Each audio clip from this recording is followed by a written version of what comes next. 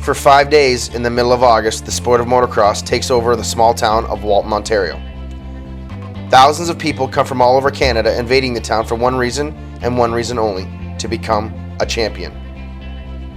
Driven by passion and an idea to grow the sport, the TransCan event has run for 25 years as a proving ground for the very best talent in Canadian motocross. This simple bib will carry memories for a lifetime for every racer and family in attendance. Every racer on the gate must earn their spot for a chance to compete. Thousands of dollars are laid on the line from the families across the country in all hopes of becoming a TransCan champion. Racers mentally prepare for battle while the families behind them act in a supporting role so their racer can achieve their goals and chase their dreams. Awards and accolades are handed out to the very best of the best at the end of the 5 days. We can't show you all the work these racers put in prior to this event, but what you will see is how hard they do work to achieve their goal of trying to become a professional racer under a factory team. The highs and lows that are motocross are only understood by the families that have chosen the sport as their passion. For those that pick this path, know it can come at a price. Most racers give up their moments in life that are the norm to the people outside of motocross. Prom, graduation, family gatherings are all put second to the drive inside a racer trying to pursue greatness in Canadian motocross. The adventure each of these families goes through gives them a lifetime of memories together, enabling them to stay close as a team, even though on track, it's the racer all alone.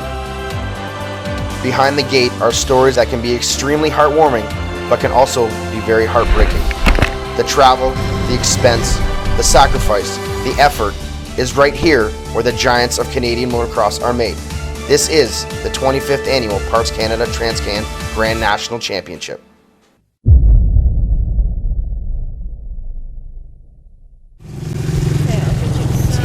That's for everyone who's going to be staying with you, okay? Okay. All more parking lots, kids. This is the Smith family from British Columbia. Sandra and Troy run a motocross shop called Maple Ridge Motorsports. They are the true definition of moto parents. 5,000 kilometers, 59 total hours of driving, I think it was. And we still all love each other. And alternator.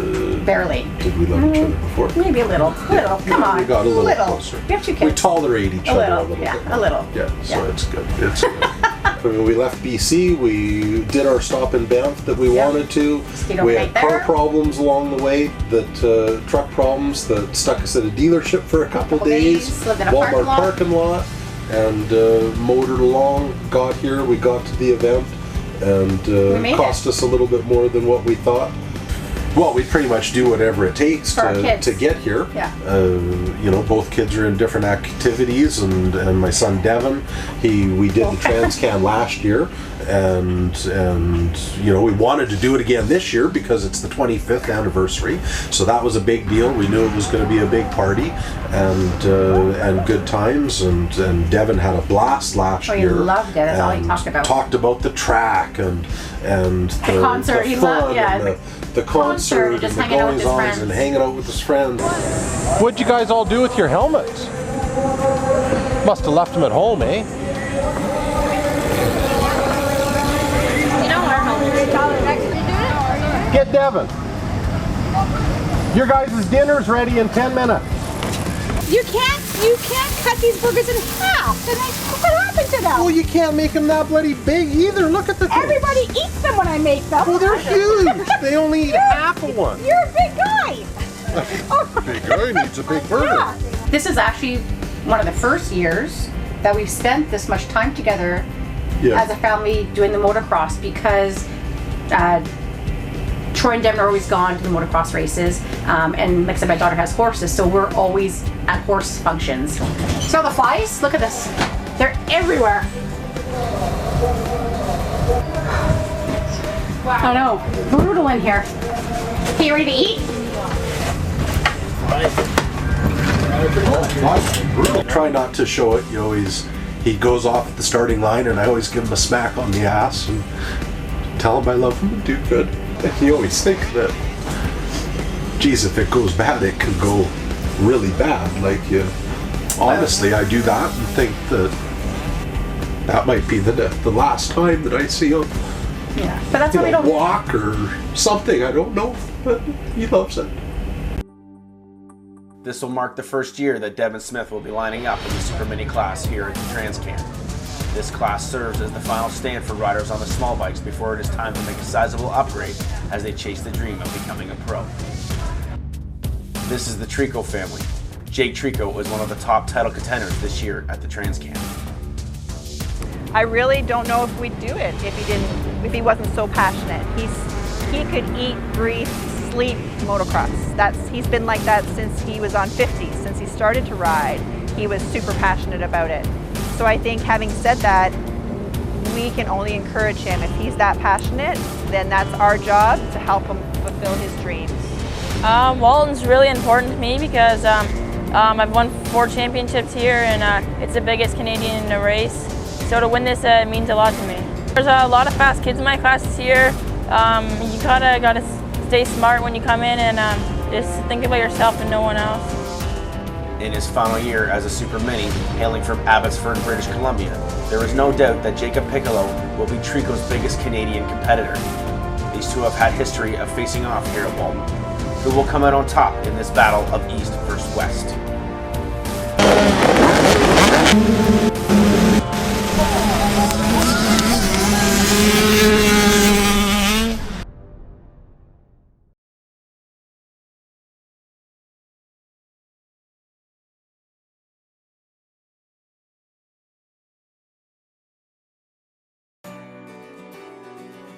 As the competition readies for battle, the Trico family go through their prep routine that they know all too well. We have butterflies, there's a lot of emotion. We as a family invest a lot of time, energy, and we know how hard Jake works to get here, so there's a lot vested for us together. So it's very emotional sometimes, for sure. In Moto 1, Jake Trico would claim the whole shot and look to pull away from the pack. Jacob Piccolo, his rival, would struggle at the beginning of the race, but it would not take long for him to find his speed and catch and pass Trico. I definitely believe that Jake has the ability to get to the top. He has a good work ethic, he's a great sportsman, he's dedicated. I think he has all the tools he needs to be a champion. I think he can accomplish that. If that's what he wants to do, he can do it for sure. Jake Trico crosses the line in 3rd position and Jacob Piccolo in 2nd. With the two boys battling the way they have been already this week, it is likely in a few more years they will find each other on the track again in their intermediate class.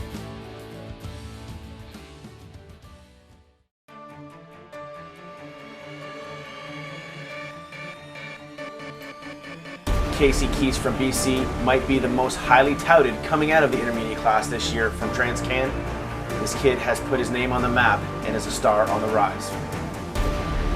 Marco Canella is arguably one of the fastest amateurs in the history of the Transcan.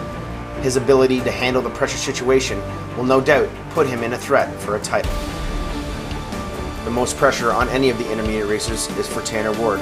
He's a factory KTM racer and the only one in Canada as an amateur. Will the pressure take control? The quiet assassin out of all these warriors is this man, Austin Watling. His fun-loving attitude and toughness on the course will have him fighting for every inch to take a title.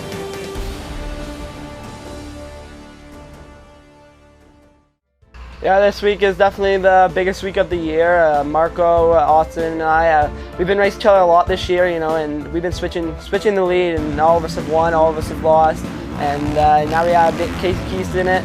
So you know, he comes out from British Columbia, and this is where you need to shine. This is the week, and this is where everyone's gonna be looking at. You know, like I have KTM here. I imagine they have Yamaha and Honda looking at them, and you know, our sponsors don't always expect us to win, but they, especially with the stick competition. But it's gonna be a good week for sure. Yeah, so this year the MX2 intermediate class is going to be pretty stacked. I mean, there's about 5 of us that are going to be in there battling for sure. I mean, I know I'm capable of winning it, so I just got to get out with some good starts and just try and get away and do my own thing and ride some safe, smart laps and hopefully be on top by the end of the week.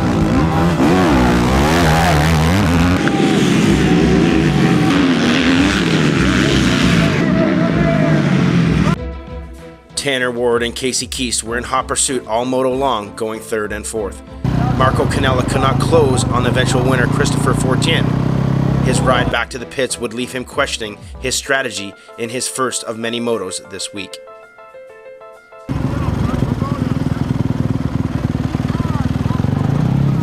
I should have just stayed with him and then got him in where it opened up in the back there. When you come from the back section here, when you come up to where on the opposite of the mechanics area, you went wide the one time, you lost 5 bike lengths because you can't do it. And I could make that up in like 2 corners. I know. That means you got the speed. It's just going to be what Gainer's dad said. It's going to be stay with them, take the roost, and then pick your spot to make the pass, and it'll be mint. I seen Chris get out front fast, and then Marco right behind him. So yeah, I was just trying to stay with him, and then I ended up getting passed by Tanner, and then again I was trying to stay with Tanner, and then I ended up just tipping over, and Casey passed me, and then I just got up and settled for 5th. The crash in Moto 1 wouldn't be Austin's only setback in the first 2 days of racing. I don't know, I tipped over before the step down, caught back up to Chris, passed him about halfway I think, and then something happened over the natural and lost all my power. Luckily I didn't crash, but it was a close one, and then I had to push her over the finish line for the end. And things happened, but at least I showed what I was made of. Had some issues in the moto and the bike stalled out and ended up breaking some parts, so GDR and WCK came together and got the parts pulled off a brand new bike and put onto ours and got us rocking, so we're ready to go out tomorrow and kill our next race. Can't thank everyone enough, Honda and GDR and WCK Honda. It's awesome. Make some noise for the first time winner here at Transcan, Mr. Christophe Fortier. Canella taking second, Tanner Ward taking third. That is the way you want to start a race week here, race fans.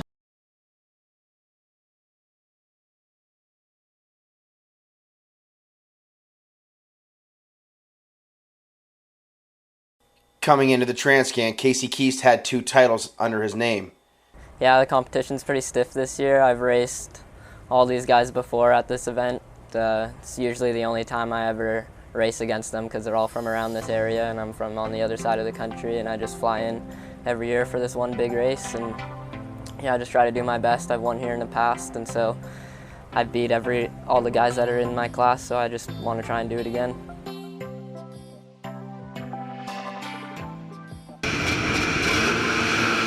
Got off to a good start, started in top 5. Almost got the whole shot actually, but just kind of knifed it and let a couple guys by. I think I was like 6th or so, not quite where I wanted to be. I mean, I obviously wanted to get the whole shot there. It was pretty muddy in one line. It was first moto of the day, so it was really soft. Kind of one line, you could take the outsides to make it another line, but it was gnarly out there. It's hard to make passes, so you got to be aggressive with it, and that just makes for good racing.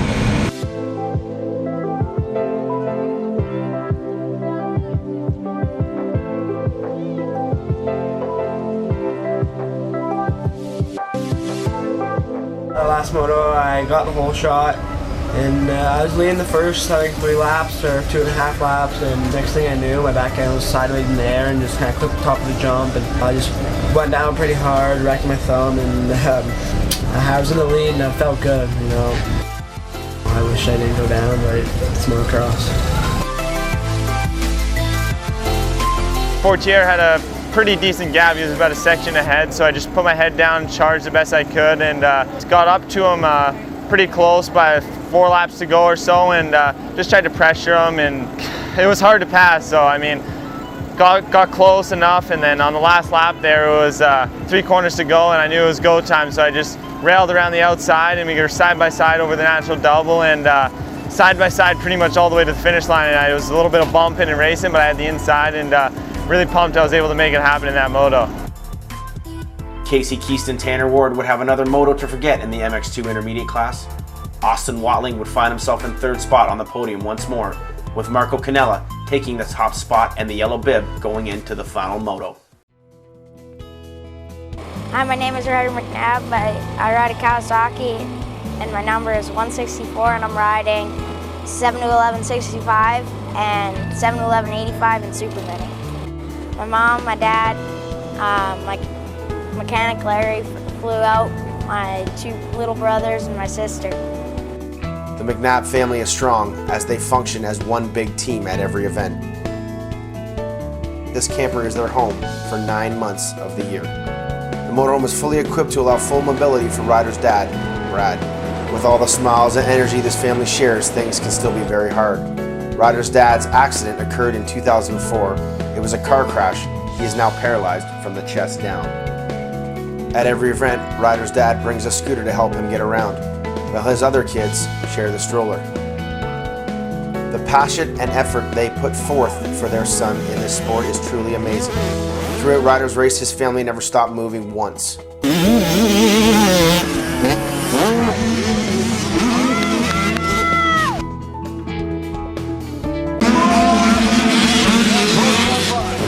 Had to describe how much support your parents put into you, how would you describe that? I don't know. They've helped me so much. As active as they can be, there's never a rest for the McNabs.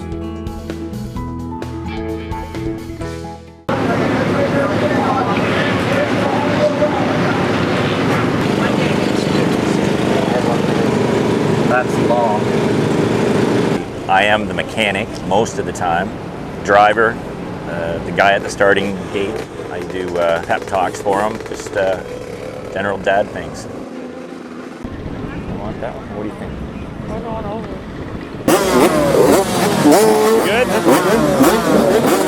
One moto, buddy. Get a good start and just put your head down, do what you can do, okay?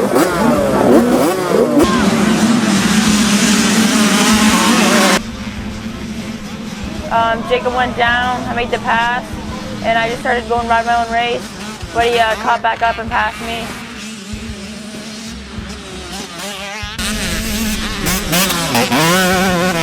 I mean, we support them. We've done everything we can, pretty much try to get the best bikes, you know, suspensions, everything ready.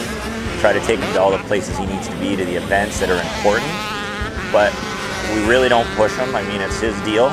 If he really wants to do it, we try to support him 100%.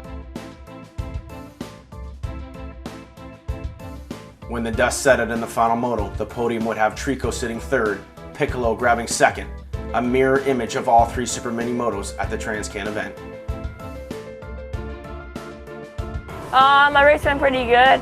I got up to a top 5 start and just tried to make my way to the front as fast as I could.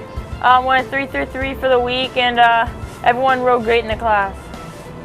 Moto was good. Got a hole shot, first corner, flopped over. There's a lot of fast guys down here, so it's pretty cool to bring home a second place. After a post-moto interview with both Jakes, the weather decided to change to rain. If there's two things that don't get along, it's rain and motocross.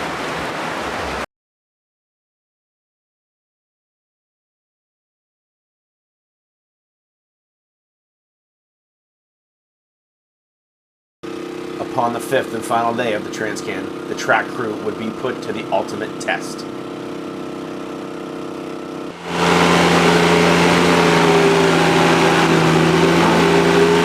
Turn up and down and just cross your lanes, okay? Don't stop going though. We keep going, don't stop. We're not stopping. Yeah, we had a considerable amount of rain, so what we're doing is making the changes.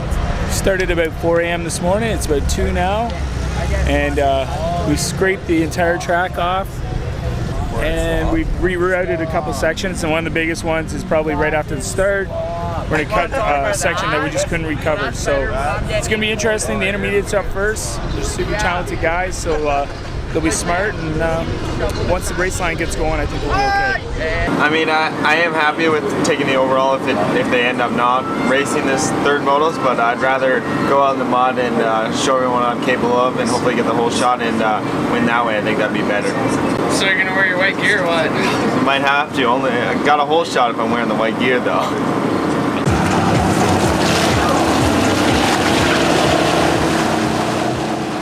Mother Nature would throw everything she had at the Walton Raceway, but thanks to hard work and countless man hours, the final motos would go on.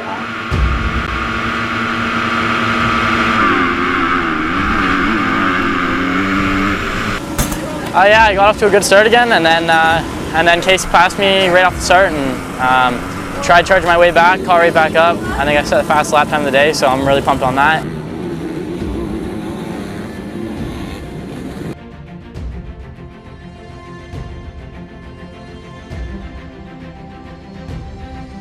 Casey Keese looking to get inside of Watling. It is game on here. Keast gets by Watling. Keast on the inside, and it is steep and deep there. Watling tries to get by Keast. Rides him in tight, nothing doing yet as they both knock off down that Thor step down jump. Finally got a good start in the MX2 class. Got out front early, got around Watling, and then I just rode really tight on the first couple laps, made a lot of mistakes, took some bad lines. Canella, oh, and Watling gets off the track, and that's going to allow Canella to make a move. Marco Canella side by side on the inside, new second place rider, Motopark Yamaha's Marco Canella. Oh, and Watling makes a mistake on that deep inside rut. Austin Watling wrestling with this last lap. I just tried to make some quick passes, and then once I got into the lead, I checked out a little bit, and then just kind of put her on cruise control, kept it safe, kept it smooth.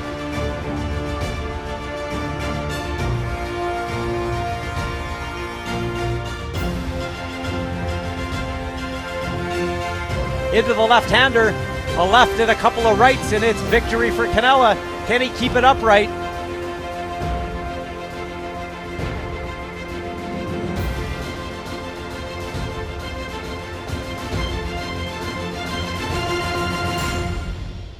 The final moto of the Amateur National Grand Championship is now finished. And for Casey Keast, one door closes and a new one opens. Talk to me about it, buddy. The end of the amateur career, it ends right now. This is it. This is the somber moment where we become a pro and try to chase the dream. Is that the plan now, Casey? Are we going to chase the dream and try to move on and become one of Canadians' best? Yeah, I mean, this summer I definitely didn't come into the Nationals as prepared as I knew I could have, and you know, next year I know what I have to do now. After riding those first 4 rounds, I know what I have to do to prepare for next year, and I just can't wait to come out swinging. Austin Watling and Marco Canella would celebrate a second and first overall respectively. It takes an army to build an elite motocrosser.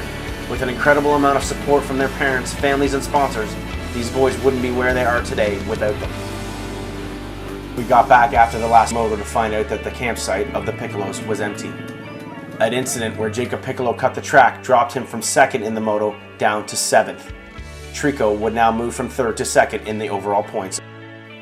Tanner Ward's week would not yield the results he had expected for himself. Emotions run high in the sport, and few are harder on themselves than Tanner Ward. We went through a rough patch. It's why this is the toughest sport in the world. Emotionally, physically, you know, breaking the femur, following year breaking 2 ankles, and then the following year breaking the same femur and going through a 9-hour operation to have a steel rod removed and a new rod put in. I said to him on the way home from Mississippi when he did that, I said, let's find something else to do. And no way. Even though in the mind of Tanner Ward, his week was less than successful, his peers thought otherwise and handed him an award for his total devotion to motocross. The battle is now over. The last gate has dropped. The awards have been given away. The champions have been crowned. Coming into an event like this as a motocross racer, you never know what to expect. You put your heart and soul into the hard work that goes into preparing, but when the gate drops, anything can happen. The 25th version of the Parts Canada Grand National Championship proved that in many ways more than one. The only question is, who will be back next year to chase their dream?